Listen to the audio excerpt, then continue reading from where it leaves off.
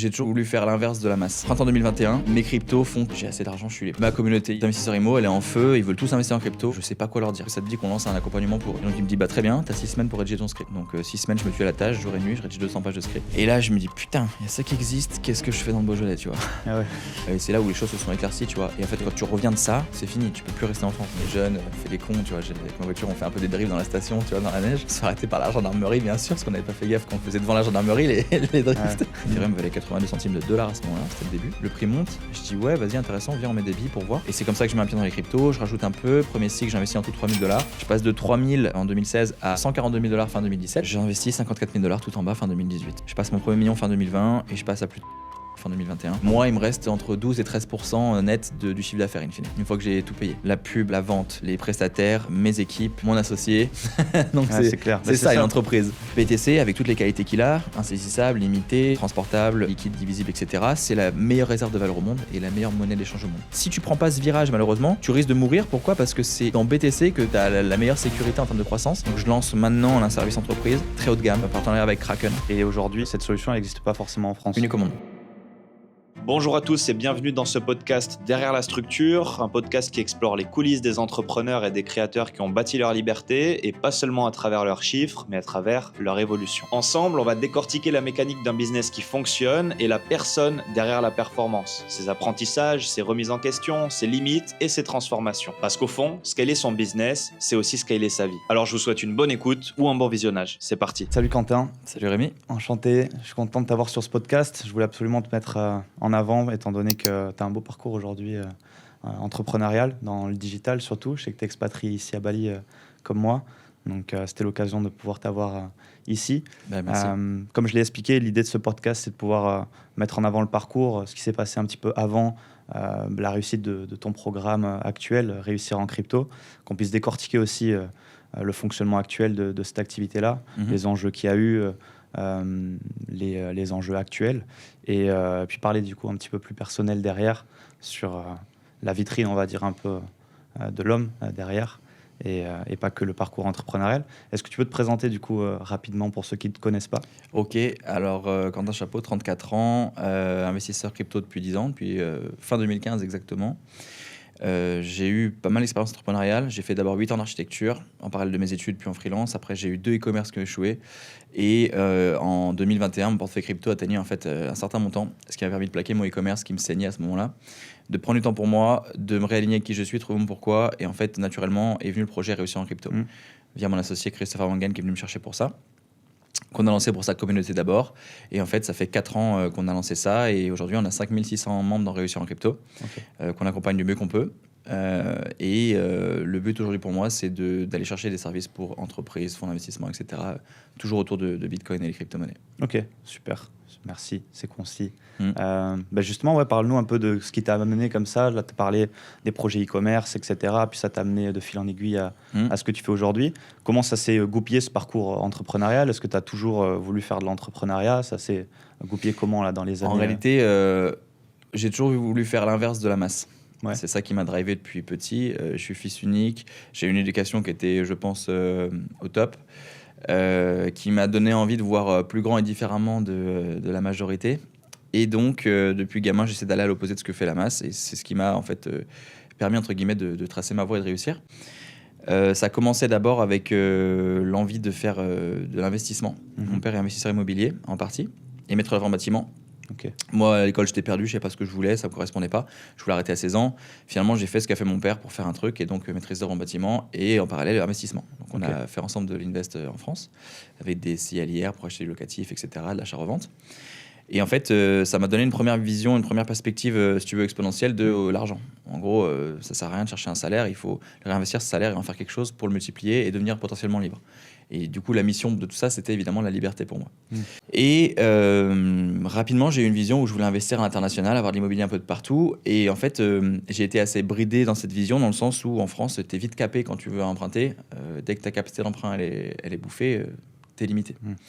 Donc du coup, je m'étais dit, si je veux pouvoir investir plus, il faut que j'ai plus d'argent, il faut que j'entreprenne, il faut que je crée une boîte. Donc j'ai eu du coup par la suite envie d'entreprendre. Je suis parti sur... en fait, j'ai eu plein de petites idées, mais rien qu'à fleuri. Et je faisais mon tour du monde en sac à dos à 21 ans. J'ai plus l'année, je crois que c'est 2013-2014. Et je commence à voir des nouvelles choses, à m'ouvrir l'esprit, à voir qu'il y a des modèles qui existent, à lire La semaine de 4 heures de Tim Ferriss, genre de choses-là. Donc, je comprends le digital. Et en revenant de ça, je me dis, il faut que je finisse de me former. Donc, je postule pour le Master SP entrepreneur de l'EM Grenoble, qui est un diplôme HEC. 25 ans à peu près, en 2015-2016, la promo. Je suis pris par dérogation parce que j'avais qu'un bac plus 4 et pas un bac plus 5 comme c'était nécessaire. Avant ça, j'avais fait donc de l'archi et la promotion immobilière. Et donc, je rentre dans ce cursus-là, je finis major de promo, je gagne le Startup Weekend, je remporte le concours BDO CS Business, je sauve une boîte de 400 salariés. Et c'est un parcours incroyable parce qu'on est consultant junior pour les entreprises. Et donc, j'accompagne les startups et je comprends toutes les problématiques de l'entrepreneuriat. Et donc, en parallèle, on est censé avoir un incubateur, un fil rouge, lancer une boîte. Donc, on essaie des choses avec mes potes de promo, mais il n'y a rien qui fleurit. Je termine ce cursus avec un job à Bali. Je devais faire un job ou stage minimum 4 mois pour valider mon Master SP. Et donc, j'ai atterri à Bali dans une boîte qui s'appelle Potential, qui fait du marketing d'affiliation. Et on développe des sites de code promo dans plusieurs langues. Donc, et on est rémunéré à la fille. Bon, c'est intéressant, mais ça ne me passionne pas vraiment. Je suis très bridé dans ce que je fais là. Je suis un peu salarié, tu vois, entre guillemets. Donc, au bout de 4 mois, je plaque. Je rédige ma thèse sur le marketing d'affiliation. J'ai mon diplôme. Et en fait, pendant cette période-là, à Bali, je rencontre les digital nomades. C'était le début de la trend vraiment, de Peter Level, etc. Et à ce moment-là, je croise une petite Indonésienne qui s'appelle Anin Dia. Elle a 19 ans, elle fait 100 000 net par mois avec son dropshipping. Et c'est le début de la tendance Shopify, dropshipping, etc. Et je me dis, putain, intéressant. Mon pote voit son site, il le copie-colle en français et il fait 800 000 de CA en 6 mois. En vendant une fausse gaine amincissante. Mon stagiaire de l'époque, Étienne Mimi, qui a pas mal percé, fait pareil, et il fait 2,4 millions de CA en un an. Et après ça, il a lancé la première formation francophone, je crois, qui s'appelait Ecom Millionnaire, en dropshipping. Du coup, je me suis dit, pendant ce temps-là, je me suis dit, putain, moi aussi, il faut que je fasse pareil. Donc, je lance mon dropshipping en 2000, je crois que c'était fin 2016. Je le garde un peu moins d'un an et en fait, on fait quasiment zéro pendant 6 mois. On va faire 10 000 de CA pendant 6 mois. Le 7e mois, on fait 130 000 le chiffre, le mois de décembre, avec un produit pour les enfants. Et le mois de janvier, on fait quasiment zéro. Et en fait, ça m'a gonflé. Je dis, j'aime pas ce que je fais, ça m'anime pas, il n'y a pas de pourquoi derrière ça. Juste importer des produits de Chine à l'unité, puis que les gens les sortent en 3 semaines, ça, il n'y a pas de qualité derrière ça. Je voyais pas de sens en fait dans ce que je faisais là, donc j'ai plaqué. Il y a eu 1 an et demi de vide pendant ce temps-là. Où je me cherchais, c'est un peu la dépression, tu vois, quand tu as envie de faire des grandes choses, tu as de l'énergie à mettre quelque part, mais tu sais pas où la mettre, c'est le moment le plus frustrant de ta vie, grosso modo. Puis 1 an et demi plus tard, je me fais démarcher par un marketing de réseau, un MLM qui s'appelait Stand Up. Et si tu veux, moi, le MLM, pour moi, j'y suis un peu allergique, tu vois, c'est pas du tout mon truc. Par contre, la vision qu'on m'amenait, elle était intéressante, dans le sens où c'est le directeur technologique, on va dire, le CTO de la boîte qui vient me chercher, qui me dit, écoute, j'ai cette vision, je veux uberiser le modèle. Je veux créer un modèle technique où on va faire de la collecte de leads en ligne grâce aux stratégies du e-com, les attribuer à des membres chez nous, un modèle à la Uber, et avec un suivi, un tracking et un rating comme Uber ferait, tu vois. Je dis ok, intéressant, modèle potentiellement licorne, exponentiel, vas-y. Donc je m'associe à cette structure-là. Donc j'ai pas de capital au projet, mais par contre je suis vraiment associé dans le sens où j'ai un intéressement sur le résultat. Et pendant 1 an et demi avec Thierry, donc, qui était ce CTO, on se tue à la tâche. Thierry qui était aussi prestataire associé à la boîte, mais pas le dirigeant. On se tue à la tâche pour tenir ce bateau à bout de bras qui va pas dans notre direction parce que le président de cette entreprise à l'époque, qui s'appelait Pascal, a très mal géré la chose, du début à la fin, où c'était tout le temps une fuite en avant, où il fallait faire des promos tous les mois pour sauver le bateau et ramener un peu de cash, tu vois. Et franchement, il n'y a rien qu'à aller. Donc moi, avec ma vision consultant, je faisais des recos tout le temps stratégiques pour essayer de redresser le bateau. Mais ça suffisait pas. Et avec Thierry, franchement, on se tuait. Lui, il a laissé sa santé. Pendant 1 an et demi, on n'avait pas les moyens de nos ambitions. On avait une pauvre équipe de dev en Inde qui codait avec les pieds. C'était la galère, franchement. Il fallait tenir un truc qui était trop compliqué. Il ne savait pas faire simple. Et bon, le fait est que ça allait dans le mur. Je le voyais, mais moi, j'avais que ça. Et en fait, comme je disais, ce qui m'a sauvé, c'est que printemps 2021, mes cryptos font que j'ai assez d'argent, je suis libre. Donc, grosso modo, j'avais plusieurs millions en crypto à ce moment-là. J'avais pas encore cash out, mais en fait, j'avais 200 Ethers qui étaient placés à 17% annuel et je commençais à avoir un revenu passif, tu vois. Au début 2021, ça passe de 3 à 6, 7, 8 000 euros par mois. Donc, je plaque le e-com et je vide ça. Et tu vois, je quitte le bateau, 2 mois après, il coule. Je perds 60 000 euros qui me devaient. La boîte a 2 millions d'euros de dette. Tout le monde plonge le bec dans l'eau. Et je prends du temps pour moi et je souffre parce que j'ai pris cher pendant cette période. J'ai pris vraiment cher. où on devait faire du leadership. Tu vois, tous les 3-4 mois, j'étais sur scène devant 400-500 personnes. Fallait faire du leadership, montrer les évolutions technologiques, les avancées, etc. Essayer de garder la motivation chez tout le monde. Puis, tu vois, pendant cette année-là, je prends du temps. Je fais ce que j'aime. Je prends du temps pour moi, je souffle un peu, je profite de Bali. Et puis, je parle d'investissement à Bali parce que tout le monde est conscient que je suis le seul à avoir un gros portefeuille crypto autour d'eux. Et donc, ils me demandent conseil, j'essaie de les guider. Et en fait, naturellement, à un moment donné, fin de cycle, il y a Christopher Wangen, qui est donc mon associé et ami, qui m'appelle, parce qu'on s'était rencontrés 2 ans avant à un mastermind en Colombie. J'étais allé juste pour le rencontrer d'ailleurs, pour essayer de créer des synergies. Il se rappelle de moi, il m'appelle, il me dit mec, la crypto, j'y comprends rien, mais ça m'intéresse, je vois que ça pète dans tous les sens, explique-moi. Donc pendant 2 heures au tel, je lui donne un max de valeur. Il me dit mec, c'est trop bien, mais c'est trop compliqué pour moi, est-ce que tu veux pas gérer mon capital? Donc j'accepte parce que c'est lui. Et puis 2 semaines après, il me dit ma communauté d'investisseurs IMO, elle est en feu, ils veulent tous investir en crypto, je sais pas quoi leur dire. Est-ce que ça te dit qu'on lance un accompagnement pour eux? Et au début, je voulais pas. Je voulais rester discret. Surtout, je voulais pas être présent sur les réseaux. C'était Parce que tu le faisais pour toi et tu donnais juste des conseils à ce moment-là. Ouais, je donnais des conseils aux copains, tu vois. Et puis surtout que, tu vois, ça faisait déjà 6-7 ans que j'étais dans ce marché. Personne m'a jamais écouté. Ça faisait des années que j'essayais de tirer mes amis et mes parents à investir. Ils m'écoutaient pas. Ils étaient pleins de regrets en somatique parce que je leur avais dit d'acheter du VeChain, du Cardano tout en bas avec moi en 2018 et ils l'ont pas fait. Donc, ils ont manqué des grosses plus-values. Et je me suis dit, les gens m'écoutent pas de toute façon, tu vois. Donc, par contre, j'admirais beaucoup Chris et ce qu'il faisait. Je le suivais pour l'IMO. Et je trouvais qu'il y avait un vrai sens derrière ce qu'il faisait. Et en fait, pendant cette année-là, j'ai bossé sur mon pourquoi avec le bouquin de Simon Sinek, Trouvez votre pourquoi. Et en fait, j'ai compris ce qui m'animait profondément. C'était d'aider les gens à devenir libres, en fait. Et j'avais pas trouvé le moyen de répondre à ce pourquoi. Et là, pour une fois, il y avait un truc qui faisait du sens, qui était aligné avec ça. Et du coup, je l'ai saisi. Je dis, allez, vas-y. OK, on se lance, Chris, feu. Je lui dis, par contre, moi, je fais le contenu, je suis les membres. Toi, tu t'occupes du marketing, quoi. Je veux pas être visible en ligne. Et donc, il me dit, très bien, tu as 6 semaines pour rédiger ton script. Donc, 6 semaines, je me tue à la tâche, jour et nuit, je rédige 200 pages de script. On se voit vers Noël, on tourne moitié de la formation en 48 heures en France. Et après, je rentre en Indonésie et en quarantaine à Jakarta. Pendant une semaine, je tourne la deuxième partie dans la quarantaine. Et on lance à ce moment-là. Et on lance en 4 jours, on a 800 personnes qui nous rejoignent. Et en fait, on s'est pris une claque. De son réseau, du coup. Voilà, ça commu en organique. Je prends une claque parce que j'aurais jamais pensé qu'il y ait autant de monde, lui non plus.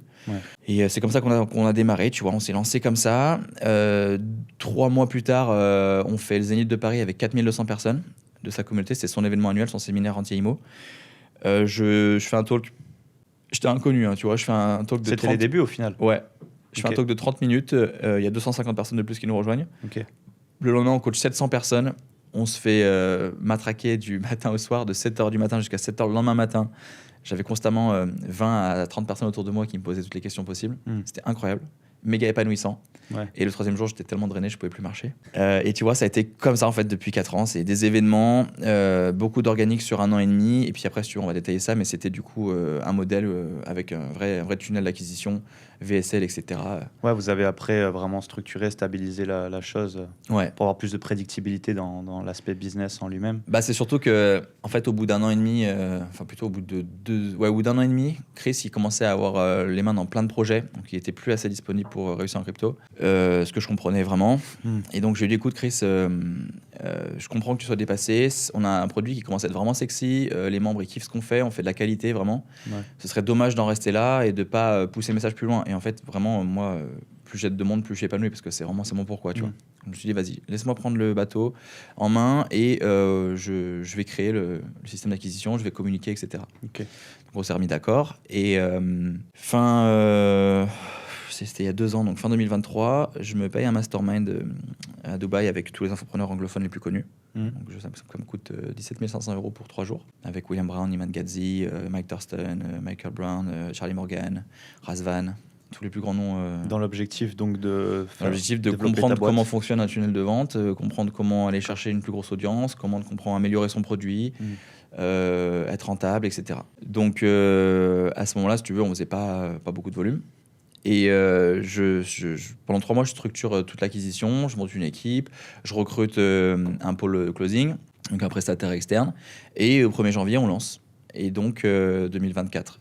Et donc sur 2024, il me semble qu'on a à peu près 2300 ou 2500 membres qui nous ont rejoints. En gros, on a mis le paquet sur la partie publicité. On a eu une croissance très rapide qu'on a dû gérer, où on a commencé janvier avec 15 000 € de pub, février 50 000 €, mars 150 000 € de pub.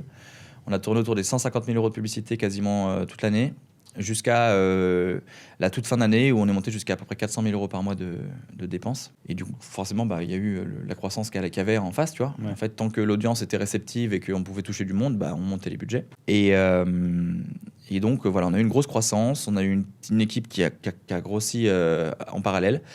Jusqu'à janvier 2025, fin janvier 2025, on se fait ban l'ad account Meta à cause de l'algorithme. Un truc un peu bête, tu vois. Donc on perd toute l'attraction qu'on avait. Ouais. Et on se retrouve le bec dans l'eau, février, à pas faire du tout de volume. Parce qu'à ce moment-là, c'était 100% de votre acquisition, Ouais. la publicité. Ouais, parce que j'ai quasiment pas fait d'organique. Moi, si tu veux, je suis petit sur les réseaux, tu vois. Je l'ai pas exploité vraiment parce que j'avais pas le temps ni l'envie. Ouais. Et donc, on était cohérent, tu vois. En 2024, on avait un coût par lead entre 15 et 18 €. Et on est monté, dès qu'on a récupéré le compte, à 55 € le lead. Donc forcément, pas rentable. On a mis 5 mois et demi à retrouver la rentabilité, donc avec un volume cohérent, mais vraiment break-even. Donc on a consolidé notre structure. On s'est concentré sur les membres et le produit pendant cette période aussi, parce que j'avais une équipe qui se chargeait d'essayer de faire baisser le CPL, grosso modo. Ouais. Et tu vois, quand on recommence à retrouver la rentabilité, mi-juillet, ça va, on a 2 mois où on génère un peu d'excellente trésor. Et puis, nous, on a un marché qui est très cyclique et très corrélé au marché crypto. Du coup, forcément, quand les altcoins font rien, même si Bitcoin est en ATH, l'audience ne s'intéresse pas aux crypto-monnaies. D'accord. Donc, on a peu de renta. Et là, étant donné que le marché ne se porte pas bien pour les altcoins, pareil, on est de nouveau dans les zones rouges. Ce qui ne nous empêche pas de tenir notre structure et de délivrer le service de façon qualitative. Mais c'est les aléas de notre marché, c'est qu'il est cyclique, tu vois. Ouais, complètement. Ouais. Ok, bon, on va y venir là, sur cette partie, parce que c'est intéressant, là, tout ce que tu as découlé là, sur la partie parcours. Parce que justement, on a l'impression que comme ça, du coup, c'est, tu vois, tout s'est fait rapidement. Christopher Wangen, ok, bam, il y a du monde qui arrive dès le début, The Project, et puis après, tout ce qui en découle. Mais au final, il y a toutes ces années avant, clairement, de projets, de choses que tu as testées au final, qui n'ont pas forcément fonctionné, dans lesquelles tu t'es beaucoup impliqué, où tu as même perdu de l'argent, du temps. Donc c'est ça qui est intéressant. Tu as dit au tout début que tu te sentais justement différent, tu t'es toujours senti différent. Ouais. Tu t'es orienté donc tu avais quand même ce modèle parental, tu dis, avec ton père, de l'aspect investissement et c'est tout ça. IMO, et donc tu as foncé tout de suite là-dedans. Qu'est-ce qui fait que tu te sentais, selon toi, différent? Pourquoi avoir choisi petit à petit ce chemin? J'ai l'impression que c'était assez vite naturel pour toi d'aller dans l'entrepreneuriat. L'année qui vient de passer, si tu veux, j'ai fait encore un gros travail d'introspection suite à des ruptures amoureuses, etc. Donc j'ai compris plein de choses. Ce que j'ai compris, je pense, c'est que depuis gamin, si tu veux, je suis rejeté. En gros, j'étais fils unique, donc j'étais un peu seul, isolé, etc. Donc j'avais un peu cherché un besoin d'acceptation, je pense, de reconnaissance de mes pairs. Et donc, je pense que je le faisais pas de la bonne manière, dans le sens où j'étais plutôt moqué, rejeté, etc. Et c'est des choses qui m'ont un peu marqué et fait souffrir étant gamin. Ouais. Rejeté à l'école, rejeté dans mon équipe de basket, où vu que j'étais le seul mec qui n'était pas du coin, j'étais pas le bienvenu, tu vois. Okay. Et il y a toujours eu un peu cette soif de prouver aux autres que je peux être quelqu'un, je peux faire des grandes choses et vous montrer que vous avez tous tort sur votre vision de la vie et que je vais faire des grandes choses et que vous allez rester dans un schéma tradit, tu vois. D'accord. Et donc, je pense que c'est ce qui m'a drivé depuis gamin. Et j'ai toujours admiré, si tu veux, les success stories, le dur travail des athlètes, des entrepreneurs, etc. Je faisais du basket étant gamin, donc j'étais fan de Kobe Bryant et tu vois, ces mecs-là qui ont une mentalité quand même qui était hors norme. Et voyant mes parents penser différemment, me montrer que voilà, je pouvais faire les choses différemment, rencontrant aussi, j'ai un ami que j'ai depuis que j'ai 18 ans, dont le père est un gros entrepreneur, qui a fait un énorme exit à plus de 100 M il y a quelques années. Okay. Franchement, ça m'inspirait. Je voyais le niveau de vie qu'ils avaient, je voyais tout ce à quoi ils accédaient, je voyais tout ce qu'ils pouvaient vivre, eux, qui n'était pas normal pour nous. Et je me disais, ouais, je vais faire pareil, tu vois. Okay. Et donc, ce gars-là qui m'inspirait beaucoup me rejetait aussi, dans le sens où il me prenait pour un petit con, parce que j'avais une petite voiture orange, j'avais une Butto Sport qui était un peu voyante. Parce que tu étais demandeur, c'est ça, un peu, de conseils? Pas forcément, mais en fait, il me voyait pas comme il voyait pas de potentiel en moi, tu vois. Il me voyait comme un petit merdeux du coin qui influençait mal son fils, alors que c'est son fils qui faisait que des conneries. Et que j'essayais justement de le réguler. Tu vois, du style, moi j'étais un ado fauché, tu vois, et eux avaient beaucoup d'argent, donc on est en vacances à Saint-Tropez, son fils prend la carte de son père, il dépense 10 000 balles en Dom Pérignon. Moi, j'ai rien demandé. Je sais que ça me retombe sur le coin de la gueule et ça a pas manqué, tu vois. Ça me retombe sur moi. Il pense que c'est moi qui l'ai influencé. 2 ans plus tard, il nous invite à Val d'Isère au ski et on est jeunes, on fait des cons, tu vois. Avec ma voiture, on fait un peu des dérives dans la station, tu vois, dans la neige. On se fait arrêter par la gendarmerie, bien sûr, parce qu'on n'avait pas fait gaffe qu'on le faisait devant la gendarmerie, les drifts. Ouais. J'ai pas mon permis, il nous emmène au chalet pour récupérer, donc son père voit ça, donc il me déteste encore plus. C'est toi qui prenais à chaque fois, quoi. Et c'est moi qui ai toujours pris, tu vois, pour les conneries de son fils. Et ça m'a un peu foutu la haine parce que j'admirais ce mec et je voulais être accepté par ce mec et qui me mentor, tu vois. D'accord. Jusqu'au jour où je lance mon premier dropshipping et il commence à m'estimer. Et là, d'un coup, il s'est ouvert et il m'a dit « Ah putain, c'est bien, t'entreprends et tout, c'est chouette ce que tu fais, machin. » Et en fait, avant ça, je pense que j'avais 19 ans, on était chez eux à Montréal. Et il me fait un cadeau, il me montre la vidéo, le TED Talk de Simon Sinek. Ouais. Trop haute, pourquoi. Et ce truc-là, j'ai toujours gardé de côté, j'ai essayé de bosser avec, mais il a fallu 10 ans, même 12 ans pour qu'il clique et que j'arrive à m'en servir et l'appliquer, tu vois. Et maintenant, c'est le premier cadeau que je fais à tout le monde, tu vois, ce process-là. Et donc voilà, c'est des gens qui m'ont inspiré, c'est beaucoup de rejets, des déceptions amoureuses, etc. Tu vois, plein de choses qui font que, en fait, tu te retrouves seul avec toi-même, tu te rends compte qu'il n'y a personne qui est là pour te sauver, qu'il n'y a personne qui va t'aider, que tu es obligé de t'endurcir, que tu es obligé d'aller dans le dur, de bosser dur, de trouver ta direction et en fait de te forger pour construire quelque chose. Et tu te rends compte, et c'est là que je reviens au pourquoi, que je trouve que c'est super important, c'est que pendant tes jeunes années, tu es très tourné vers toi-même. Et tu te dis, en fait, tu veux faire les choses pour toi. Tu veux gagner de l'argent pour paraître, je sais pas, pour attirer la fille qui t'intéresse, pour paraître riche, etc. En réalité, une fois que tu as compris que ce qui t'épanouit, c'est aider les autres, et que ta direction, ton pourquoi, c'est toujours tourner vers aider les autres à résoudre quelque chose, à accéder à quelque chose qui t'est cher à toi. Une fois que tu as ça qui est clair, tu vas en fait aligner les étoiles, mettre en place le produit ou service qui va aider les gens à répondre à ce pourquoi avec tes talents. Complètement. Et c'est là que les choses vraiment explosent parce que tu fais les choses de la meilleure manière que toi, c'est-à-dire aligner. Et la motivation, c'est pas l'argent, c'est aider les autres. Et l'argent, c'est une conséquence, tu vois. Ouais, c'est ça. Ouais, c'est parce que tu as de l'impact justement auprès de personnes, que tu résous leurs problèmes, qu'elles vont être prêtes à te donner de l'argent pour ça au final. Donc clairement, ok, donc au final, ça s'est vraiment fait parce que ce qui sortait un peu là de ton histoire jusqu'à maintenant, c'était cet enchaînement de projets. Et donc on voyait qu'il y a une hargne, un moteur quelque part. Donc, comme tu le dis, le pourquoi là, toi, c'était vraiment au début peut-être effectivement un peu prouvé, vouloir sortir du lot, vouloir montrer que tu es capable. Mais au final, c'était surtout toi avec toi-même et te dire je veux me prouver. Ouais, je sais que j'ai un potentiel de malade et je peux pas rester là à pas les C'est ça qui te drivait, quoi. Donc t'aspirais à une vie, au début, c'était plus pourquoi pour la vie un peu plus sans limite, la liberté que ça offrait l'argent la liberté, le matériel, etc. Et puis ça a vite tourné vers faire un truc qui est fait pour moi, quoi. Ouais. Et tu avais déjà cet exemple du coup de ton père où il entreprenait déjà à un certain niveau ou Non, mon père il est maître d'œuvre en bâtiment, donc si tu veux, on est une classe moyenne, on n'a jamais eu un revenu dingue. Mon père il a toujours gagné dans les 3 000 euros, 4 000 euros par mois, tu vois, c'est pas... Ouais. Et il investissait un peu à côté, mais c'était sans le monter à grande échelle. Depuis qu'il a la vingtaine, il a investi dans l'IMO. Il a eu jusqu'à une cinquantaine d'appartements quand tu regroupais toutes les parts de CSCI avec d'autres personnes. Par contre, on roulait pas sur l'or dans le sens où, tu vois, les modèles de l'époque, c'était si ça s'autofinance, c'est bien. S'il y a l'excédent de trésorerie, c'est un truc de ouf. Et du coup, il y avait... il vivait pas de ça. C'était ça lui coûtait un petit peu chaque mois, ou alors ça s'autofinançait. Par contre, il avait compris que l'investissement, c'était important. Ouais. Donc ça, c'était vraiment une première pierre à l'édifice de ma vision. Ouais. Ok. Et donc, à partir de quel moment tu as commencé à bouger à l'étranger? Parce que tu as dit que c'est ça qui t'a ouvert aussi quand même pas mal, j'ai l'impression, et qui a déclenché d'autres choses. Parce qu'au final, une rencontre au Mexique sur un mastermind avec Christopher Wangen qui a conditionné toute la suite. Venir à Bali et voir une personne qui fait 100 000 par mois avec le dropshipping, et ça a entamé une aventure là-dessus. Ouais, c'est clair. Donc, est-ce que le voyage a vraiment déclenché des choses concrètes pour tout ça? Et qu'est-ce qui t'a fait partir? Parce qu'il y a beaucoup de gens qui n'osent pas non plus partir à l'étranger, s'expatrier. Il y a... en fait, c'est tout lié avec le fait de ne pas avoir de limite ni de plafond de verre. Quand j'étais ado, j'avais cette vision exponentielle. Je voulais faire plus, voir plus, surtout à partir du moment où j'ai découvert New York.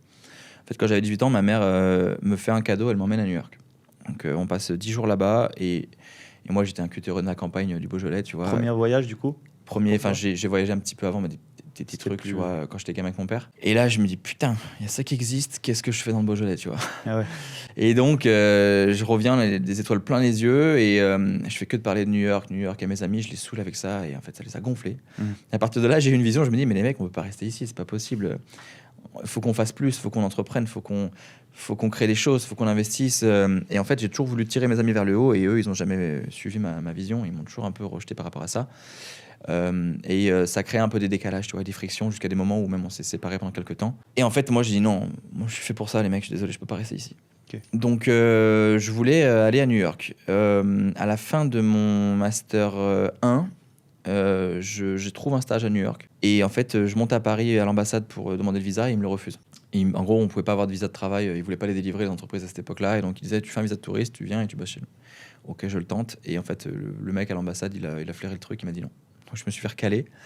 Et donc, frustré, je me retrouve à faire un stage en France. Donc, un stage qui était bien, tu vois. J'ai aidé une nana qui faisait du tourisme de luxe et de l'événementiel haut de gamme à Lyon à développer son produit. Donc, je lui ai fait son site, j'ai scalé son business, etc. Mais frustré. Donc, frustré parce que dans cette année de Master 1, le cursus dans lequel j'étais, donc c'était un Master 1 entrepreneurial, la promo d'avant avait fait un semestre à l'étranger, entre la Chine, les USA et le Vietnam. Et je me dis, putain, j'aurais trop aimé faire ça. Et donc, pendant cette année-là, j'ai plein de frustrations. Et l'année suivante, je me dis, vas-y, je fais l'année césure, je me barre. Donc, je dis à mon meilleur ami, viens, on se casse, on va en Australie. Okay. Donc, en 2013. Été 2013, il me suit. On part en Australie, on se dit, on va rester 6 mois à Melbourne. Au final, on reste 3 semaines à Melbourne. On passe 3 mois et demi à Manly, à côté de Sydney. Okay. C'était à la dure. Moi, j'avais pas d'argent, donc je faisais le ménage. C'est le seul métier que j'ai trouvé. Ouais, t'étais parti du coup pour faire de l'argent aussi. De toute façon, j'avais rien, donc je suis parti en sac à dos. Et le seul job où j'ai été accepté, c'est pour faire du ménage.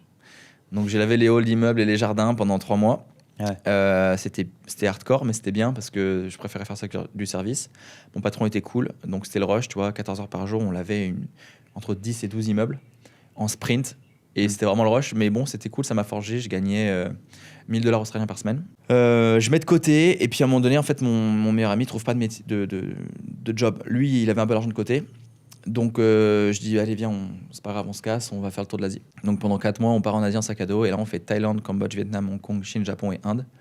Et c'était ouf. On a découvert le monde, on a découvert des cultures, ça nous a ouvert l'esprit. Et c'est là où les choses se sont éclaircies, tu vois. Et en fait, quand tu reviens de ça, c'est fini, tu peux plus rester en France. C'est pas possible. Quand tu as vu le monde extérieur, quand tu as goûté à la liberté, quand tu as compris les autres cultures, quand tu as vu tout ce qui était possible, tu peux pas rester dans ton schéma, dans la matrice en France, où la société te plombe, où tout est fait pour tuer l'entrepreneuriat, où on te nivelle par le bas dès l'école, où c'est la culture de la médiocrité. C'est pas possible. Ouais. Donc voilà, j'ai eu qu'une envie, c'était repartir. Et donc je rentre de ce voyage. En fait, au début, je postulais à la Sorbonne. Je voulais faire un master spé entrepreneurial. J'ai été refusé à la Sorbonne.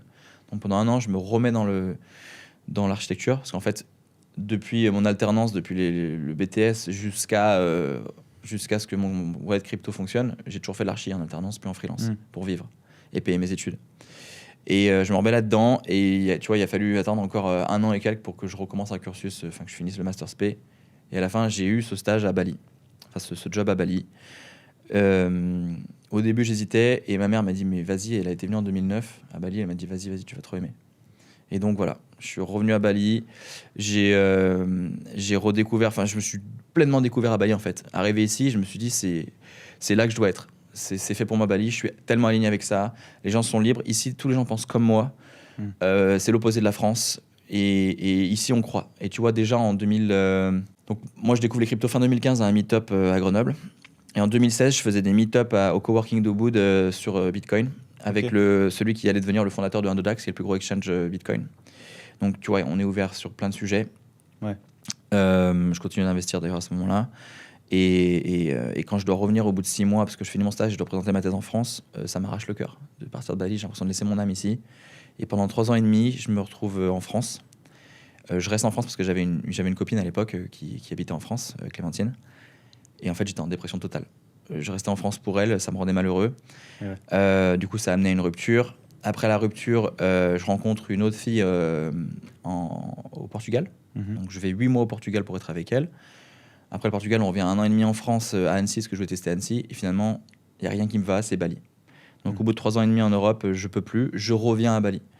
Et c'est un soulagement total. En plus, on était en plein Covid. Donc, pareil, le monde pétait un boulon à ce moment-là. On était en pleine manipulation totale. J'ai dit non, je peux pas. Et je voulais partir début 2020, on se fait coincer. Fin 2020, il y a une fenêtre qui s'ouvre. Je prends le premier avion, on se tire. Et on arrive à Bali et ça fait 5 ans, tu vois. Et donc, depuis, évidemment, c'est une évidence. C'est Bali. Ma vie est pleinement épanouissante ici. Je suis libre, je fais tout ce que je veux. Je peux développer mes business en pleine liberté, avec tous les avantages qu'il y a à vivre ici. Et je fais le tour du monde chaque année quasiment pour voyager, pour le business, pour plein de choses. Ok, ouais, donc basé ici là, depuis ces dernières années. C'est là que tu as un peu tout décanté, tout développé en termes de projet. Parce que là, tout ce que tu m'as partagé là pour l'instant, c'est cet appel à trouver aussi un endroit qui te correspond, qui te plaît, où tu te sens bien. Parce que comme tu dis, à chaque fois que tu revenais en France, tu te sentais pas bien, tu étais appelé ailleurs. Des projets, des opportunités comme ça, mais c'était pas encore vraiment de l'entrepreneuriat pur. Là, je suis revenu à Bali fin 2020, j'avais pas une thune. Ouais. J'avais beaucoup d'argent en crypto déjà. En gros, fin 2020, je passais mon premier million en crypto. C'est ça, c'est que du coup, la crypto, c'est venu, tu dis, en 2015, tu l'as découvert sur un meet-up, parce que tu avais déjà cette volonté, cette idée d'investir, mais du coup, tu gagnais pas tant que ça, c'était sur l'argent que tu mettais de côté, c'est ça? J'étais étudiant, donc pour payer mes études et pour vivre, je bossais en freelance en architecture. Ouais. Et fin 2015, j'ai mon pote de promo, César, qui m'emmène à un meet-up qui portait sur la blockchain Ethereum. Ethereum valait 82 centimes de dollars à ce moment-là, c'était le début. 82 centimes. Ouais. Et moi, je comprenais pas trop ce que c'était, tu vois. Mais par contre, je vois le prix évoluer sur quelques semaines. Il passe à 1, 2, 3, 4, 5. Mon pote me tape du coude, me dit, t'as vu, le prix monte. Je dis, ouais, vas-y, intéressant, viens, on met des billes pour voir. Et j'avais 400 € de côté, donc je prends tout ce que j'ai et je crée un compte sur Kraken et j'achète mes premiers Ethers. 69 Ethereum au prix de 5,81 € ou 5,76 €, je sais jamais le chiffre exact. Et donc, je démarre comme ça. Et c'est comme ça que je mets un pied dans les cryptos. Je rajoute un peu. Premier cycle, j'investis en tout 3 000 $. Je passe de 3 000 en 2016 à 142 000 $ fin 2017. Grâce à Ether majoritairement. J'avais aussi du XRP, du XLM, du EOS, etc. Mais pas Bitcoin à ce moment-là. Non, vraiment Ether. C'était full Ether. Parce que je ne comprenais pas la thèse Bitcoin, etc. Je ne la comprenais pas vraiment. J'étais plus en mode... genre, je vais faire de l'argent, mais je comprenais pas trop ce qu'il y avait derrière. Je vois rien, évidemment, comme toute personne qui démarre, je me pose pas de questions, même si la courbe elle est comme ça. Donc je vois rien, je me fais éclater, je perds tout en 2018, je redescends à moins de 10 000 $, moins 93%. Et dans la descente, je découvre sur Internet Bob Lucas, sur YouTube, qui faisait une vidéo de par trimestre, qui était un expert des cycles financiers. Je creuse, il n'y avait pas de formation, il y avait très peu de contenu sur les réseaux. Donc j'essaie vraiment de comprendre les cryptos. Mais par contre, je comprends grâce à Bob Lucas que c'était un cycle que potentiellement j'allais pouvoir racheter fin 2018 au plus bas. Et donc j'épargne tout ce que j'ai. J'avais fait un tout petit bénéfice avec mon premier e-com. J'avais une petite plus-value d'un achat-revente en immobilier. Et j'ai fait pas mal d'heures en freelance. Enfin, même beaucoup d'heures en freelance pour mettre beaucoup de côté. J'ai gagné 50 € de l'heure. Et j'ai investi 54 000 $ tout en bas fin 2018. J'achète un peu plus de Bitcoin, de l'Ether, du VeChain, du Cardano. Et après, je réinvestis 15 000 dans l'année. Et je rachète d'autres cryptos, j'arbitre un peu, je diversifie. Et tu vois, en tout, j'ai investi dans les 80, je crois que c'est 88, 89 000 $. Okay. Je passe mon premier million fin 2020 et je passe à plus de 3 millions forcément sur la fin 2021. À ce moment-là, tu connaissais du coup les cycles, tu étais plus préparé. J'étais plus préparé, je suivais le marché de près, j'étais beaucoup plus forgé, j'avais appris déjà pas mal, j'avais ma stratégie, j'avais ma méthode, j'avais construit, si tu veux, ma méthode. Et printemps 2021, je vends rien parce que j'ai des revenus passifs grâce à Ether et pour moi, on n'était pas en fin de cycle. Donc l'année 2021 fait un peu peur dans le sens où on a une grande correction, puis ça remonte fin 2021. Fin 2021, le sommet est pas très clair. Donc sur le début de la correction, je me dis vas-y, je passe une bonne partie en Bitcoin Ethereum et je vends le reste. Donc en gros, j'ai tout passé en Bitcoin Ethereum et j'ai vendu un tiers que j'ai cash out. Et en fait, j'ai fait des super multiples sur Ether, 1x50, j'ai fait 1x75. Enfin, non, il y avait x75 à x79 entre le bas et le sommet sur VeChain et Cardano. Et j'ai vendu progressivement, si tu veux, proche du sommet sur les deux. Le Cardano, je l'ai vendu à x50 pour acheter du Solana qui a fait x5. Donc tu vois, j'ai fait des super coups en fait. Là, tu commences à bien piloter à ce moment-là la stratégie. Ouais, j'ai fait vraiment des super coups. Et donc, je vends un tiers qui me permet d'investir dans l'IMO à Bali. J'achète 3 baraques avec que je rénove et que j'ai mes Airbnb et une dans laquelle je vis. Et j'ai allé du cash de côté pour acheter du BTC fin de cycle, pour vivre. Okay. Et les 2 tiers que je n'ai pas vendus, j'ai gardé ça à long terme, BTC et Ether. Et voilà. Et donc ça, tu vois, j'ai forgé ma liberté comme ça. Ouais. Et après, j'ai eu du temps. Bah, c'est top. Là, c'est tu vois, une vraie légitimité. Ça introduit du coup, là, après, ce que tu as développé d'un point de vue entrepreneurial avec réussir en crypto. Et ça fait une suite logique de t'es passé par là avant, il y a déjà cette légitimité où tu l'as fait, tu l'as vécu toi-même, tu t'es allé chercher ta propre liberté avec tes propres investissements et notamment à travers la crypto, Bitcoin. Et le but, je crois que je n'ai pas répondu à ta question, mais le but de la crypto, c'était simplement de me dire c'est un levier. Je peux faire plus d'argent avec ça et peut-être que j'aurai plus de capital pour investir plus en IMO. J'aurai plus d'apport. Ok, ouais, toi, pour ça que j'étais centré sur l'IMO à la base. La question que j'allais te poser, c'est que du coup, après, c'est à quel moment, rappelle-moi, le switch maintenant avec Christopher Wangen, tu le suivais déjà un peu pour l'IMO. Tu avais réuni donc du cash avec la crypto. Tu t'es dit, je vais essayer d'aller. En fait, si tu veux, j'ai toujours investi sur moi, dans le sens où je me suis toujours payé les masterminds, les formations qu'il fallait. Tu avais ce réflexe déjà. La formation de Chris, les masterminds, etc., à droite à gauche. Quand je faisais du e-com, je m'étais payé une formation, je m'étais payé des masterminds à Singapour avec les frères Tan et d'autres. Et à un moment donné, je suis un peu perdu, tu vois, début 2020. Début 2020, je me cherche une direction, je suis dans ce projet de MLM qui va dans l'eau. Et je me dis, vas-y, faut que je m'entoure, je me sens seul, quoi.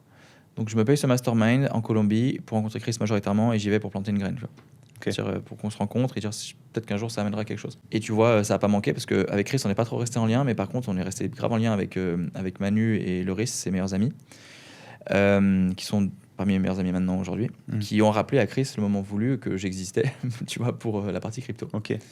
Ouais. Donc c'est ce qui a fait qu'il t'a envoyé un message après. Et c'est pour ça que je trouve que c'est super intéressant de se montrer au monde, d'y aller à fond, de planter des graines partout, tu vois. Ouais. De s'ouvrir, d'aller rencontrer les gens qui sont loin d'où tu es. Sans, si tu veux grandir, il y a que l'environnement qui fera que tu deviendras ce que tu veux. Donc aller rencontrer des gens qui sont en train de build ou qui sont là où tu veux être, de te mettre là où ces gens sont, d'aller les rencontrer, échanger avec eux. Il n'y a que comme ça que tu peux grandir. Ouais, complètement. Donc ok, le cœur de l'activité entrepreneuriale a démarré à partir de là, du coup, au moment où Christopher, du coup, t'envoie un message ou t'appelle dans ce projet-là, et c'est tout ce qui a été enclenché derrière. Parce qu'après, tu dis qu'une fois que tout a commencé, tu as bénéficié de l'organique de Christopher Wangen, ça a commencé à prendre. Tu es invité du coup à son événement à Paris qui te ramène d'un coup du monde en plus.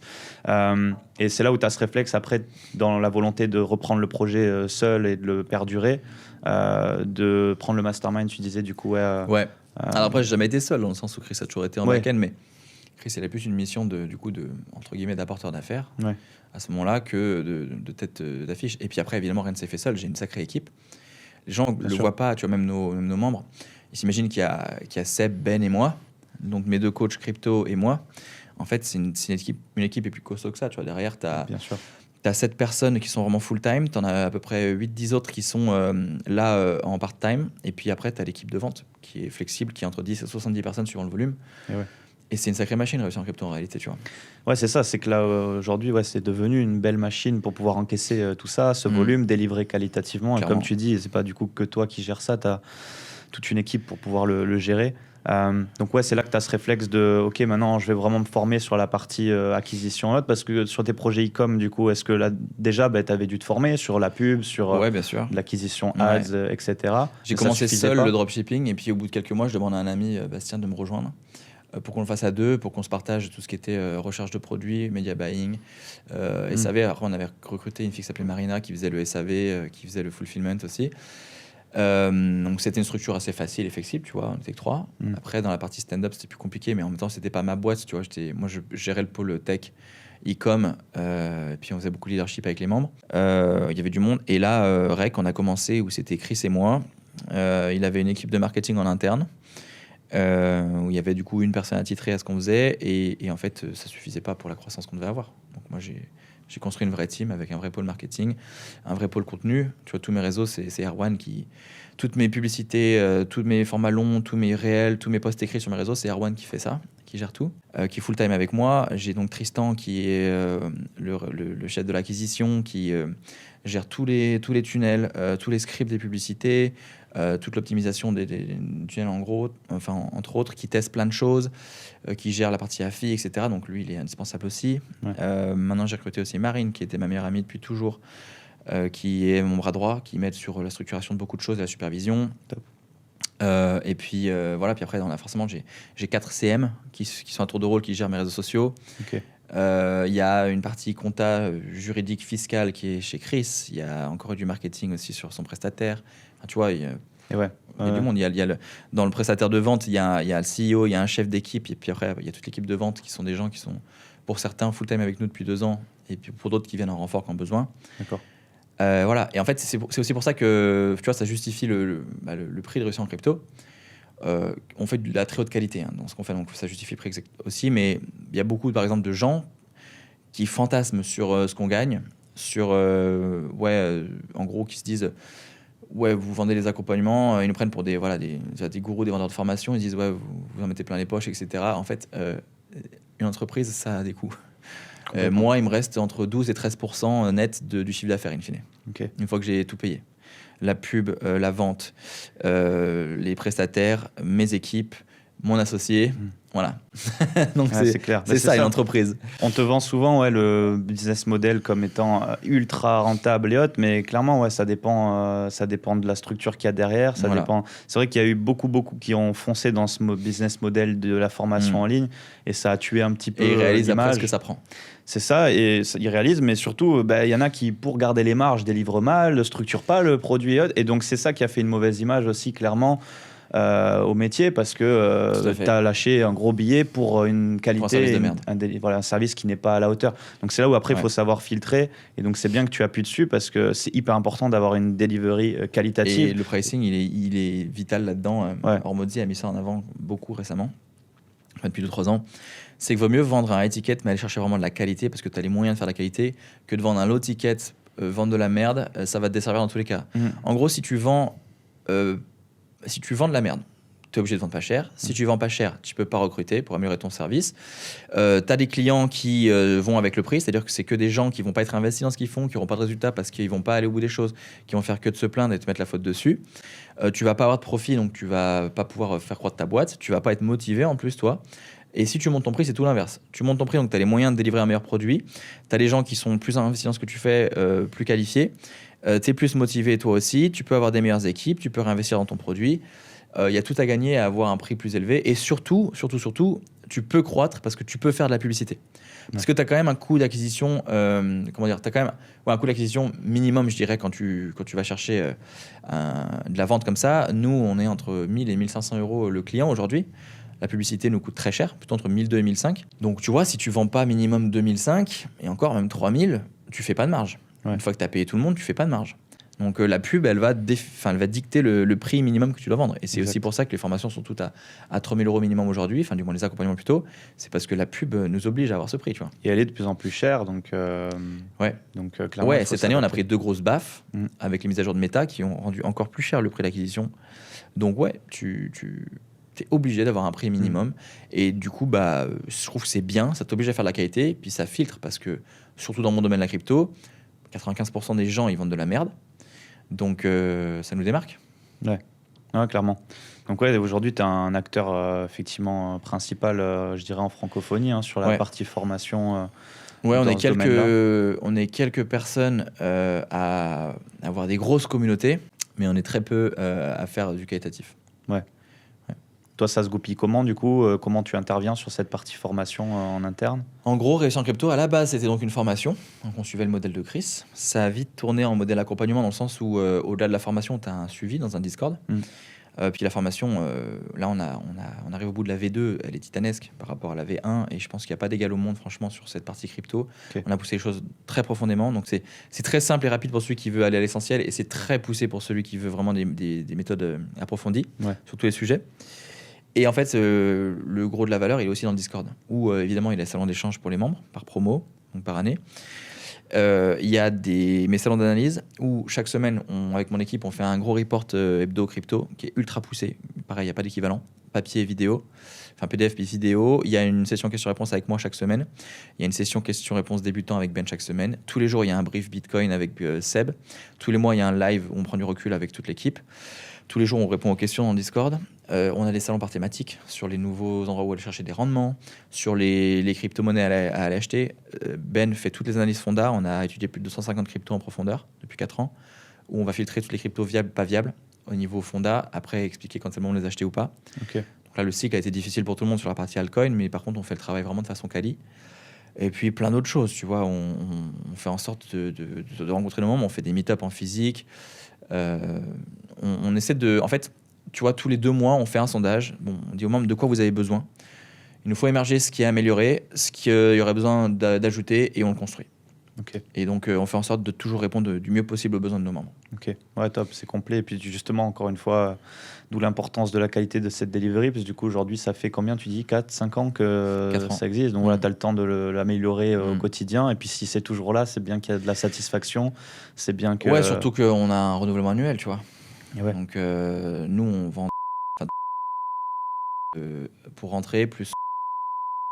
Ok. Je crois qu'on est à peu près à 50% de renouvellement. Donc c'est que les membres sont contents de ce qu'on fait. Donc tu vois, ça nous satisfait. Le renouvellement, c'est la sorte de licence là dont tu as parlé. Tu gardes l'accès à la formation, mais tu as besoin de renouveler pour accéder au Discord. D'accord. Ouais, top. C'est smart là-dessus. Ok, waouh, une belle structure du coup aujourd'hui. Comment donc tu es parti sur le côté mastermind pour pouvoir apprendre plus sur ce business model-là, en l'occurrence, du coup du business model de la formation et autres pour ce projet. C'était clairement dans ça. Ouais, en fait, il y a plein de choses marrantes. C'est que, en fait, ce que je trouve fou avec les Américains, et ça je l'avais déjà vu dans la partie e-com, c'est que c'est beaucoup de marketing, mais très peu de contenu derrière. Ouais. Très peu de valeur derrière. C'est-à-dire que c'est pareil dans tout ce qu'ils vendent, dans la formation ou quoi. Et eux, ils s'en foutent parce que les Américains, ils ont le pouvoir d'achat. Et eux, lâcher 6 000 pour un accompagnement de 3 mois ou 6 mois, ils le font. C'est pas les mêmes mentalités. Non. Le marché est beaucoup plus gros. Et tu le vois avec les petits ou les gros. Tu prends un Grant Cardone, c'est un très bon marketeur. J'aime beaucoup la personne. Mais par contre, ce qui délivre, c'est du vent, quoi. Ouais. Et c'est pareil pour beaucoup. Dans le e-com, dans quoi Luc Bellemare ou tous ces mecs-là, ils ont un marketing qui est sexy de ouf. Par contre, ils délivrent rien derrière. Donc, un mastermind, c'est pareil. En gros, moi, j'étais le petit. Tout le monde faisait minimum 200 000 par mois autour de moi. Moi, je faisais 20 000 avec l'organique.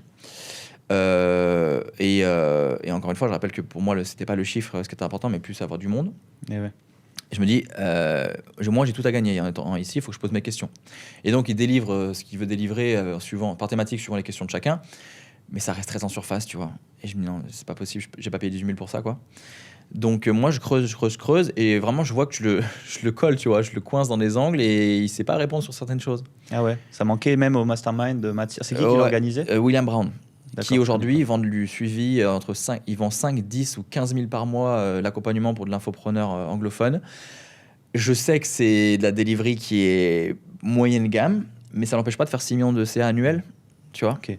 Je sentais que ça manquait justement de profondeur dans les rouages de ce qu'il apportait, c'était trop vitrine. Voilà, et donc moi quand même j'arrive à avoir des réponses à mes questions. Okay. Et le but de se payer un mastermind formation, c'est de quoi ? C'est d'enlever tes doutes. C'est pour que tu arrêtes de perdre du temps, que tu mettes en place les choses avec les KPI qu'on te donne. Tu dis, voilà, tu cherches 15% d'opt-in, tu cherches 30% de closing, tu cherches tant, et tu vas mettre en place ce tunnel comme ça. Et tu arrêtes de réfléchir et tu avances. C'est à ça que sert un accompagnement et un mastermind. Je trouve mes réponses, je mets en place, je lance, ça marche.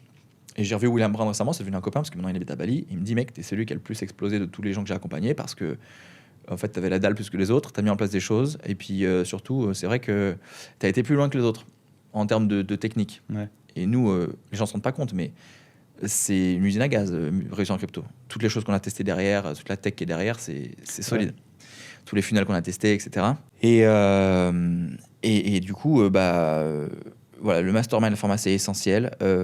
Et il faut, je pense, toujours aller chercher plus loin que ce qu'on te donne et ce dont les autres se contentent. Aujourd'hui, tu te formes toujours, justement, tu te fais toujours mentorer au niveau actuel du Alors, non, mais j'aimerais vraiment. C'est-à-dire que, en fait, la problématique que j'ai aujourd'hui, c'est qu'il n'y a personne qui... Enfin, personne. C'est pas qu'il n'y a personne, c'est que... À Bali, ça fait 2 ans que c'est moi qui tire tout le monde vers le haut et j'ai plus personne pour moi me tirer vers le haut, tu vois. Moi, je fais le mastermind pour aider les copains à scaler, etc. Mais si je vais à Dubaï de temps en temps, c'est justement pour être entouré des amis que j'ai là-bas qui, eux, sont à mon niveau ou plus haut. Je vois bien le modèle qui fonctionne, surtout le modèle challenge actuellement. Ouais. Je connais tout le monde dans le domaine francophone. C'est chouette, mais moi, là où je suis capé, c'est mon marché. C'est-à-dire qu'en crypto, je suis capé par la taille de mon marché en France, où on est déjà les plus gros. Je suis capé par l'intérêt. Et ma grande tristesse depuis toujours, c'est que les gens ne s'intéressent pas au marché tant que c'est pas trop tard. Ouais. Et du coup, malheureusement, dans mon modèle actuellement, je suis bridé. Et si on démarre un bear market maintenant, je sais que pendant 2 ans, je fais pas de chiffres et que j'ai personne qui me rejoint. Donc là où je pivote maintenant, c'est que je me dirige vers les entreprises.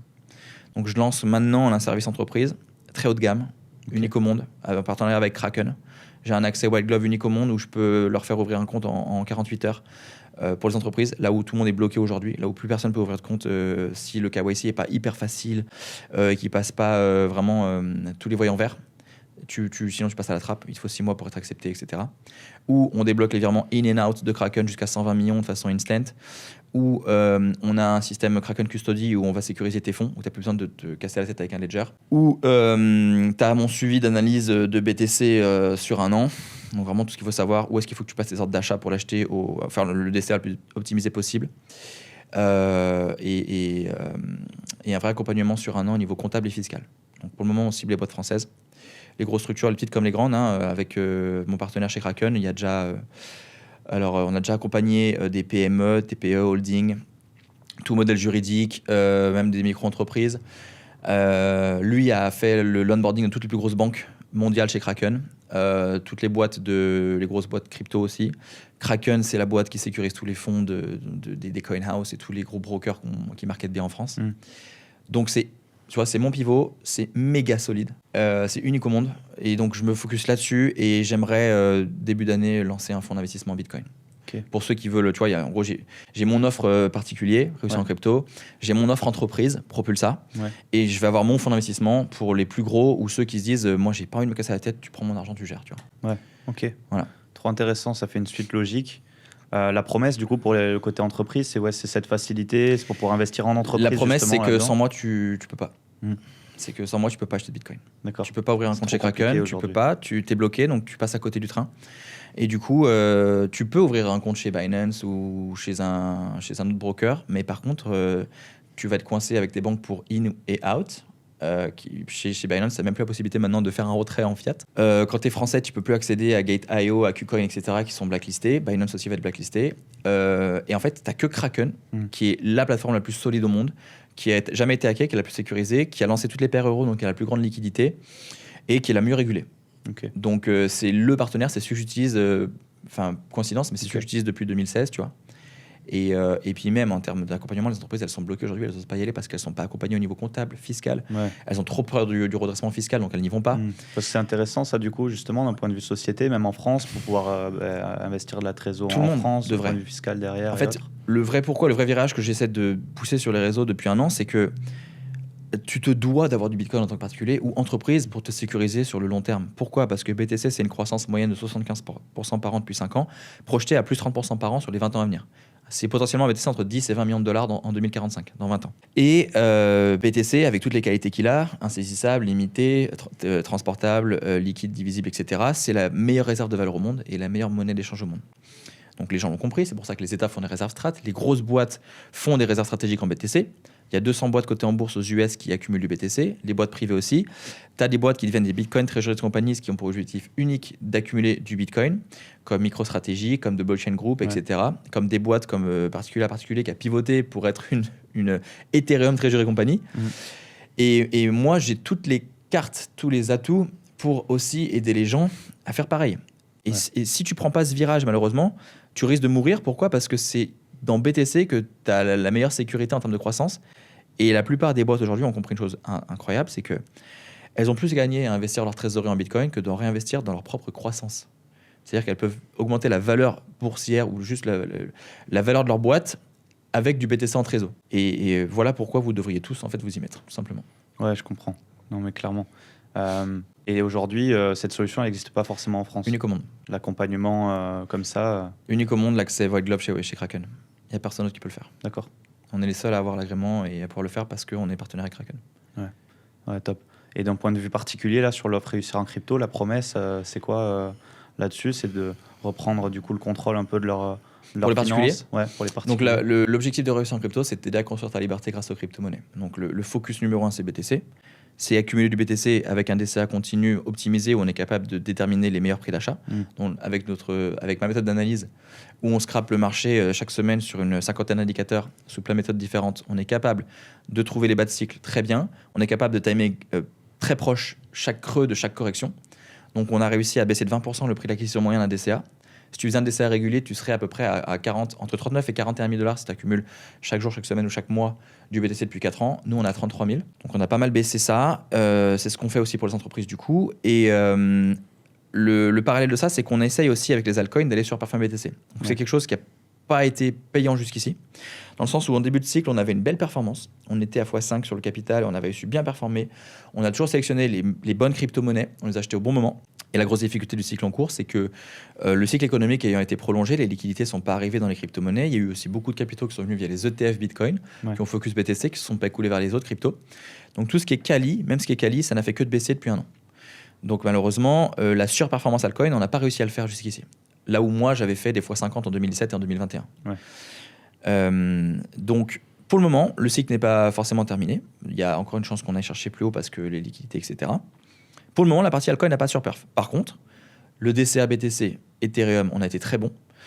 Le suivi psychologique, on a été bon. Le suivi d'une manière générale, l'analyse de marché, franchement, on a été plus précis que ce que j'aurais pensé. Ok. Ouais. Top. Donc, le but, c'est d'aider les particuliers vraiment à devenir libres grâce à la crypto. Ok. Bon, mais top, ça fait une belle suite logique. Là, il y a une belle aventure entrepreneuriale en cours. Tu as eu, voilà, maintenant il y a vraiment du flux. Tu sais bien driver et piloter maintenant ta stratégie perso, investissement, que ce soit IMO, crypto, l'aventure en cours entrepreneuriale avec plein de projets en plus qui arrivent. C'est quoi justement aujourd'hui du coup ce qui te drive? C'est cet impact, c'est ce fait de, tu l'as dit, à un moment donné tu t'es reconnecté au pourquoi et c'est ce qui a tout de suite déclenché plein de choses. C'est de te dire j'ai envie du coup d'aider les gens à être libres. Toi, c'est vraiment le moteur. Au final, c'est ce qui est ressorti de ton côté. Le slogan de Propulsa, c'est Build Your Freedom. Ouais. Le slogan de mon entreprise. Donc en français, construis ta liberté. Et c'est pour ça que vous le voyez un peu de partout, en néon derrière moi dans mon bureau, en bas de mes tableaux que j'ai fait faire. C'est ce qui m'anime profondément, c'est ça, c'est Build Your Freedom. C'est en gros, donne-toi les moyens de construire ta liberté pour pouvoir être épanoui, pour pouvoir faire ce que tu veux de ta vie, pour pouvoir aider ta famille, pour pouvoir vivre pleinement en fait. Et accéder à tous les cercles sociaux, à faire tout ce que tu veux. À plus avoir de barrières. Et tout ce que je fais, c'est aligné avec ça. Et en gros, je refuse tout projet qui n'est pas pleinement aligné avec construire ta liberté. Pour un particulier ou pour une entreprise, tu vois. Une entreprise qui investit en Bitcoin, qui augmente sa trésorerie, elle a plus de moyens, elle peut avoir plus d'impact, aider plus de monde, être plus libre, faire plus de choses, grossir. Et en fait, les moments où tu sais, on a souvent des moments de down. Surtout cette année, j'ai pris une claque, j'ai pris que des claques cette année. J'ai eu une année hardcore très difficile au niveau perso, relationnel et au niveau pro. J'ai pris cher et dans les moments difficiles, j'essaie de me raccrocher à ça, à pourquoi je fais les choses. Et aussi de me dire, tu vois, si tu le fais pas pour toi, fais-le pour les autres, tu vois. Pour les gens que j'aide, mais aussi pour ma famille, pour mes proches, etc. Et même dans les moments de down, je continue de donner autant que possible parce que c'est ce qui m'anime. Tu vois, par exemple, il y a des phases où financièrement, c'est chaud. Ça m'empêche pas d'avoir acheté un scooter à mes staffs récemment parce que ça me fait plaisir et je me dis que, en fait, même quand je suis down, le fait de donner, ça me fait du bien et ça me reviendra, tu vois. Et les moments où tu le conçois le plus et les moments les plus magiques que j'ai vécu, c'est les 3 grandes conférences que j'ai faites. Le séminaire anti-IMO de Chris au Zénith de Paris avec 4200 personnes en 2022. Le Zip Project édition 1 en décembre 2024 avec 2000 personnes. Et le Zip Project édition 2 en septembre 2025 avec 1000 personnes. Donc, c'est les événements de mon associé. Pourquoi ? Parce que là, tu es au contact de milliers de personnes qui viennent pour te voir, déjà pour te remercier, pour te demander conseil et pour te transmettre beaucoup d'énergie. Et là, ta mission à ce moment-là, c'est d'aider autant que possible. C'est de prendre...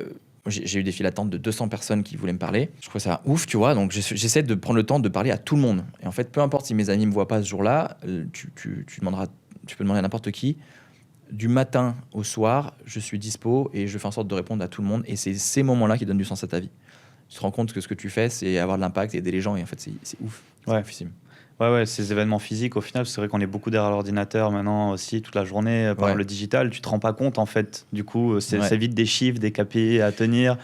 Et en fait, dès que tu fais, je pense, ce genre d'événement, tu te rends compte de l'impact. Et tout de suite, ça te fait du bien. Ça fait du bien aux gens. Ta commu est content de rencontrer. Tu vois, je suis très peu en France. Chaque fois que j'y passe, je fais des meet-up.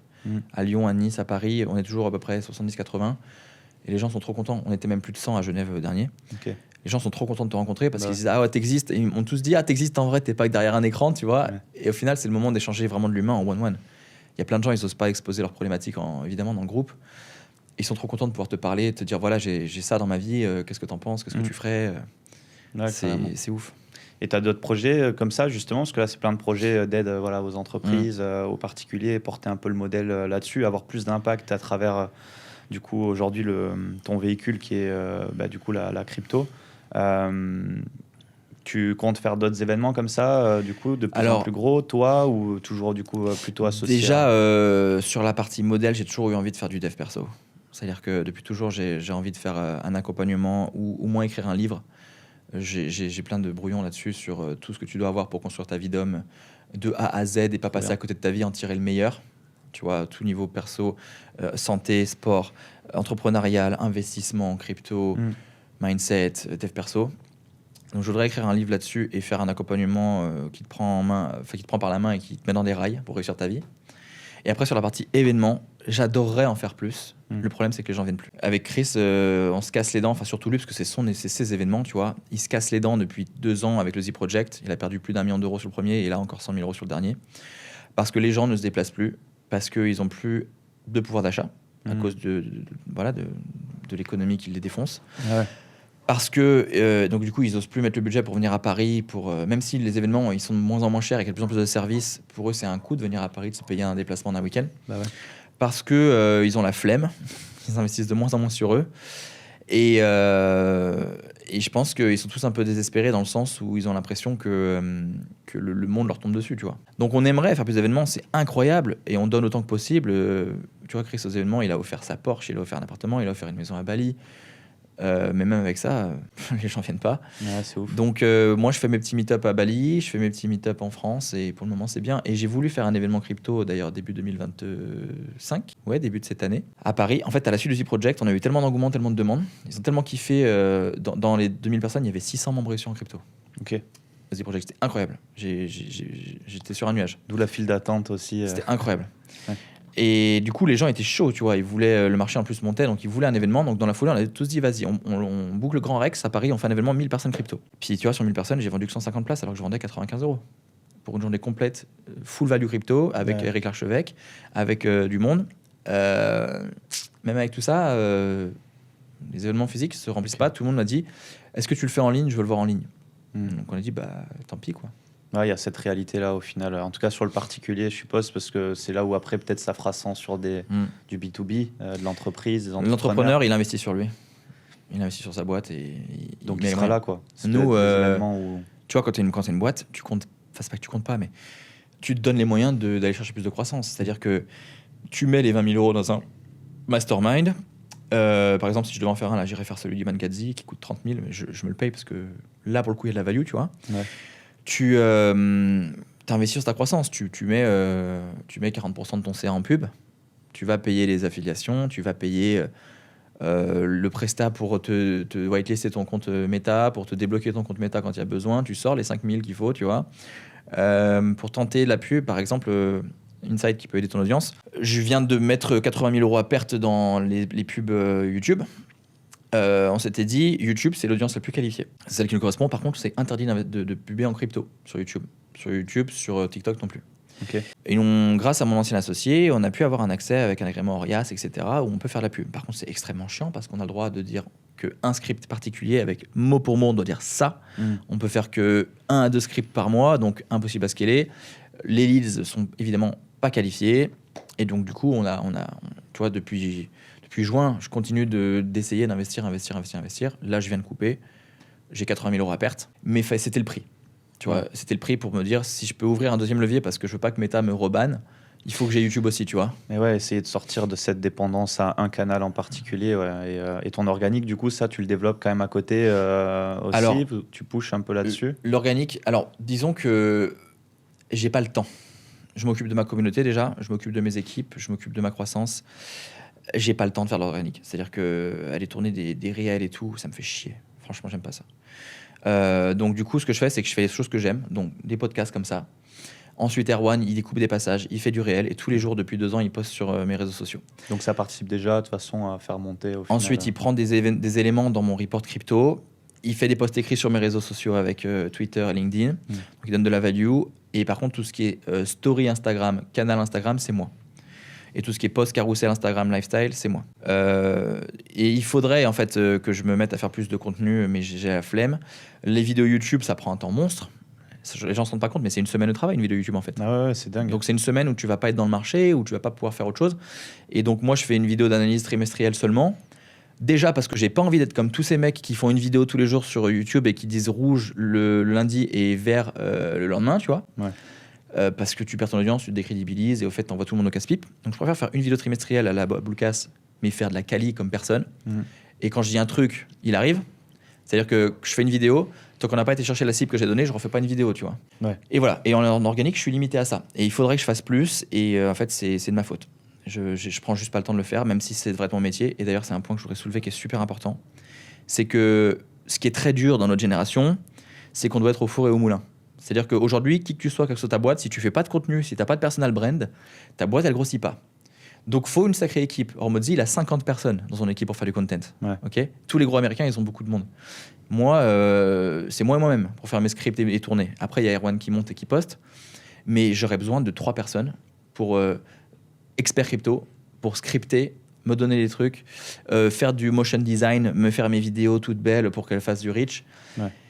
Et tu vois, même en postant tous les jours depuis 2 ans, j'ai ouvert mon Instagram début 2024. Avant ça, j'étais en sous-marin, j'étais caché. Ouais. La première année, j'ai gagné 30 000 followers. Parce que la hype crypto, parce que Erwan a posté tous les jours. La deuxième année, j'ai gagné 0. Jusqu'à récemment, j'ai un réel qui a fait 1,4 million de vues, qui m'a amené 6 000 followers. Des stats incroyables, et on parlait du lifestyle de Bali, etc. Et c'est là que tu te rends compte à quel point c'est ingrat. Ouais. C'est que tu peux faire du contenu tous les jours, pendant toute l'année.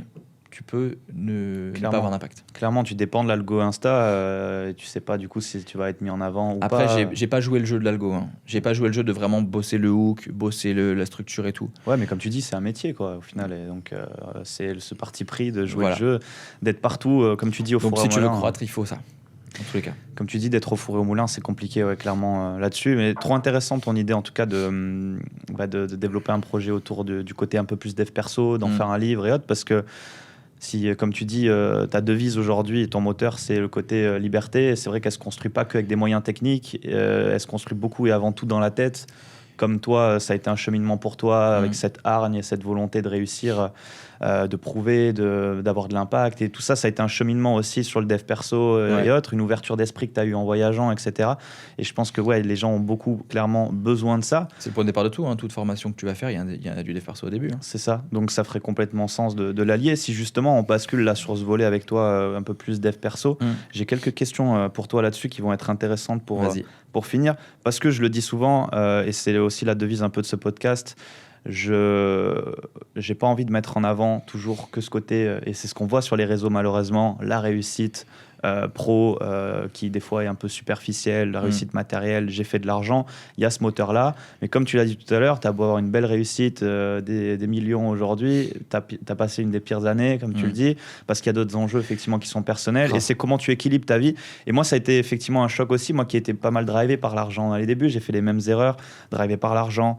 Puis à un moment donné, tu commences à réaliser que si tu es drivé par l'argent, ça marche pas. Non. Donc, que t'en fasses ou t'en fasses pas, t'abandonnes à un moment donné parce que t'es en burn-out, t'aimes pas ce que tu fais. Clairement. Et donc je me suis rendu compte de ça, parce que moi je me disais pourquoi ça marche pas, je suis là, j'y vais et tout, je fais le job. Et en fait, je le faisais peut-être pas bien, ou j'appuyais pas là où il fallait, j'avais pas pris le bon rail justement. Pareil, d'avoir bougé, m'être expatrié autre. J'ai eu une claque aussi en rencontrant des gens qui sont millionnaires. Et je me suis rendu compte qu'ils n'étaient pas forcément plus heureux. Et quand je voyais leur vie, l'envers du décor, moi j'ai bossé du coup, parce que c'est mon rôle d'être dans l'opérationnel de gros business, je bosse avec des millionnaires, pareil, du business en ligne, dans des aspects justement plus techniques. Mais du coup, je vois, je communique, j'échange avec eux, je crée une relation avec eux. Et je me suis rendu compte clairement beaucoup que en fait, leur vie, je ne l'envie pas tant que ça. Alors, il y a un truc qui... je crois que c'est Grant Cardone qui a dit ça dans un podcast que j'avais sauvegardé. Il dit que la plupart des entrepreneurs sont borderline dépressifs.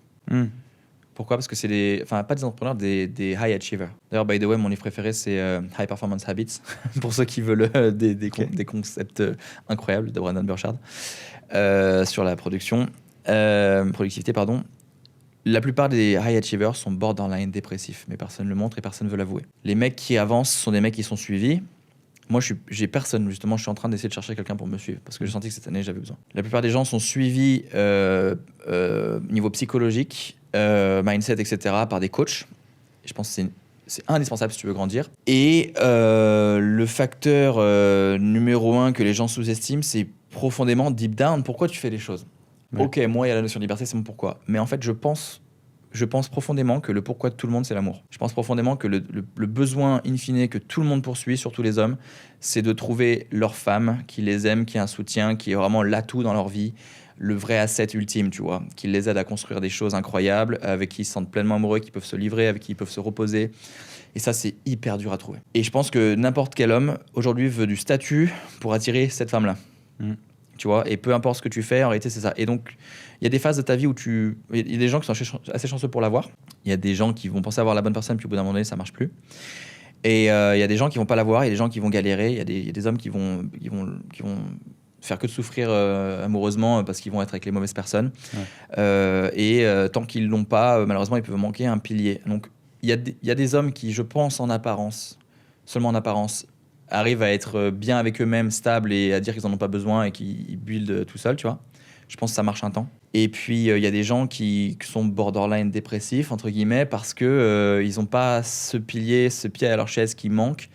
Ils sont en quête de ça, ils buildent dur dans l'espoir d'un jour que ça vienne, tu vois, au-delà de l'argent. Ouais. Et donc, la plupart des mecs qui font un exit à plus de 100 M, 80% partent en dépression parce qu'ils n'ont plus de but dans leur vie. Ouais. Il y a peut-être plus de pourquoi. Et aussi peut-être parce qu'ils se retrouvent seuls. En gros, ils ont build cette machine incroyable pendant des années, mais ils n'avaient pas une femme avec eux pour build. Ils se retrouvent seuls, ils ont plus de projet pour les tenir et leur faire oublier qu'ils sont finalement dans la solitude. Complètement. Et donc, ils se retrouvent en dep. Ouais, c'est ce que j'ai vu, c'est ce que j'ai constaté. C'est pour ça que je veux pouvoir avoir un volet clairement là-dessus. Et tu as le même constat. Est-ce qu'aujourd'hui, tu sens que justement, tu as réussi à équilibrer ou est-ce que toi aussi, et comme tout le monde, été plus focus? En fait, j'ai appris à me sentir bien, entre guillemets, bien seul, même si je pense que deep down, on a tous besoin de quelqu'un, et à être capable d'avancer sans avoir forcément ce soutien émotionnel maintenant, tu vois. Ouais, complètement. Et être capable d'être pleinement dans mes projets pro, être aspiré par ça, à les pousser le plus loin possible, et à repousser et à mettre au second plan, finalement, c'est partie relation. Ouais. Ok. Ouais, parce que comme tu l'as dit, il y a beaucoup sinon d'entrepreneurs qui peuvent foncer dans une voie aussi, comme tu dis, en recherche de statut, en se disant que c'est à partir de ce moment-là que je vais avoir quelque chose, mais tu te heurtes à la réalité que non, que ça se cultive, que c'est un équilibre du coup à trouver. Et donc, c'est pas le matériel qui va te rendre heureux directement. Ça rend heureux dans le sens où j'adore les réels où tu as un mec qui dit l'argent ne fait pas le bonheur, moi triste dans une GT3 RS, tu vois. J'adore ça, je trouve ça cool, tu vois. Et évidemment, le matériel, ça rend heureux dans un sens où l'argent, ça rend heureux, qu'on soit d'accord, ça rend la vie facile, bien sûr. Ça t'enlève des barrières, il faut en avoir. Mais en soi, c'est marrant qu'un temps. C'est-à-dire que c'est bien, ça te rend libre et tout, ça t'enlève les barrières, mais en fait, le moment où t'as tout, si t'as pas ce qui compte le plus, c'est-à-dire de l'amour, finalement, t'as rien. L'amour et de la santé. Ouais, clairement. Voilà. Donc c'est cool que tu aies pu t'y confronter, le voir aussi, et le travailler, parce que du coup, tu as bossé sur des aspects du business, tu as dû bosser aussi sur des aspects, tu vois, comme tu dis, plus profonds, relationnels et autres. Si justement, là, je te sors du statut pro, si tu devais te présenter sans ton statut pro, comment tu te présenterais aujourd'hui Un giver. Mon but, c'est de donner autant que possible. Mon but, c'est de faire le bien autour de moi, d'avoir un bon karma, de respecter les gens. J'aimerais trop qu'il y ait une caméra cachée de quelqu'un qui vient interviewer mes staffs balinais, tu vois, à la maison.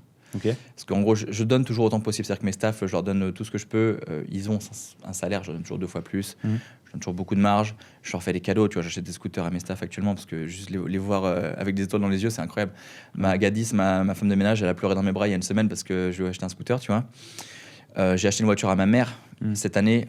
J'en avais parlé dans une vidéo YouTube, mais je ne l'ai pas montré parce que je ne voulais pas qu'elle soit emmerdée. J'ai acheté une belle caisse. Okay. Et en fait, ce que je trouve ouf avec l'argent, c'est que c'est toujours plus plaisant de l'utiliser pour faire plaisir aux autres qu'à toi-même. Ouais. Là, par exemple, tu vois, j'emmène mon père à New York en janvier. Et genre, j'ai des papillons dans le ventre rien que d'y penser parce que mon père, il a toujours été incroyable. Il m'a toujours emmené à mes entraînements de basket, au match et tout. Il a toujours été présent. Il m'a emmené voir jouer Lasvel quand j'étais gamin et tout. Et de pouvoir l'emmener, moi, voir un match de NBA maintenant aux USA. Super. aux USA où il a jamais été, ça me fait kiffer, mais à un niveau, t'as pas idée, tu vois. Trop bien. Bah, tu m'étonnes. Ouais. Donc tu sens que l'argent permet ça aujourd'hui, d'être beaucoup plus dans le fait de donner. C'est ça le but ultime, c'est de faire du bien autour de toi, en fait, tu vois. Ok. Écoute, trop bien. Merci beaucoup pour ce partage, Quentin. Avec plaisir. Je pense qu'on a pu faire le tour, un bon suivi là justement de toutes les étapes qu'il y a eu dans ta vie. Et c'était important, et j'aimais bien pouvoir revenir comme ça un peu à la fin sur des basiques, sur toi en tant qu'homme aussi derrière cette structure. Ouais, finalement, on a parlé beaucoup plus perso que pro, donc c'était... Ouais, sur le cheminement, et au final, sur la partie business, on a compris sur quoi tu as pu travailler précisément, mais on a compris par cause à effet sur cette volonté de te former, d'avoir des masterminds, les opportunités que ça a ouvert, et derrière comment tu as pu structurer ta boîte. Et aujourd'hui, on voit qu'il y a encore des projets du coup sur la suite. Donc là, c'est quoi un peu les ambitions des prochains temps? Tu as dit monter de nouveaux projets, un peu plus B2B, avoir de l'impact plus large encore que le particulier. Je sens que j'ai atteint un plafond de verre cette année, depuis 1 an.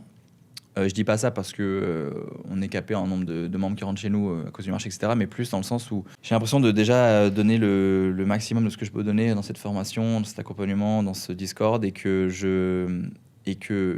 j'ai plus de challenge personnel. Enfin, c'est pas que j'en ai plus, parce qu'évidemment là il faut que j'emmène tout le monde comme il faut en ce métier, etc. Mais comme tout entrepreneur, en fait, tu as un besoin constant de grandir, de faire mieux, plus, etc., de toujours plus, entre guillemets.